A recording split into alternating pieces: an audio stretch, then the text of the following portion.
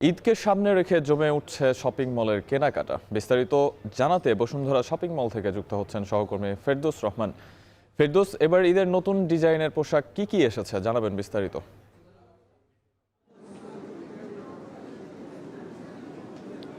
সাহাব, আমি কিন্তু বসুন্ধরা শপিং মলে রয়েছি। এখানে কিন্তু আমি দুপুরের পর থেকেই আসলে পুরো যে শপিং মলের চত্বরগুলো রয়েছে সেগুলো কিন্তু ঘোরাঘুরি করে দেখেছি। ক্রেতাদের ভিড় কিন্তু ধীরে ধীরে এখানে বাড়তে শুরু করেছে। তারা বলাই যায় যে মাহে রমজানের সপ্তম দিন চলছে আজকে, আপনি জানেন।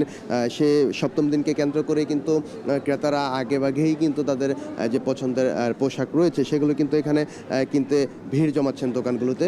বিভিন্ন ব্র্যান্ডের দোকানগুলোতে আমরা ঘুরে দেখেছি, সেখানে কিন্তু ক্রেতাদের ভিড় চোখে পড়ার মতোই বলা যায়। রমজানের প্রথম দিকেও কিন্তু ক্রেতাদের ভিড় এরকম দেখে কিন্তু বিক্রেতারাও সন্তুষ্টি প্রকাশ করছেন। তারা বলছেন যে মোটামুটি এখন কিছুটা ক্রেতা সংখ্যা মানে রমজানের শেষের দিকের তুলনায় একটু কম হলেও তারা আশা করছেন যে 10 থেকে 15 রমজানের পর থেকে ক্রেতা সংখ্যা বাড়তে শুরু করবেন এবং তাদের বেচা কিনা আরও বেশি বাড়বে বলেই কিন্তু তারা আশা প্রকাশ করেছেন। এবং আমরা ক্রেতাদের সঙ্গে কথা বলেছি, তারা তাদের পছন্দের যে পোশাক রয়েছে, বিশেষ করে শিশু এবং মহিলাদের পোশাকে এবার নতুনত্ব এসেছে বেশি, আমরা দেখতে পেয়েছি দোকানগুলো ঘুরে।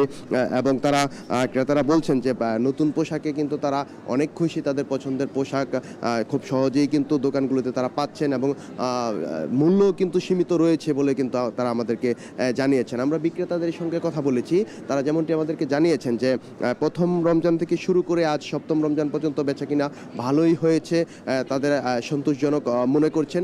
এবং তারা বলছেন যে ধীরে ধীরে এইভাবে যদি ক্রেতার সংখ্যা বাড়তে থাকে তাহলে তাদের বেচা বিক্রি আসলে ভালোই জমবে বলে তারা আমাদেরকে আশা প্রকাশ করেছেন। তো রাজধানীর বসুন্ধরা শপিং মল থেকে ঈদের কেনাকাটা সম্পর্কে তো এই ছিল সবশেষ। সাহাব। বসুন্ধরা শপিং মল থেকে আমাদের সঙ্গে যুক্ত ছিলেন ফেরদৌস রহমান।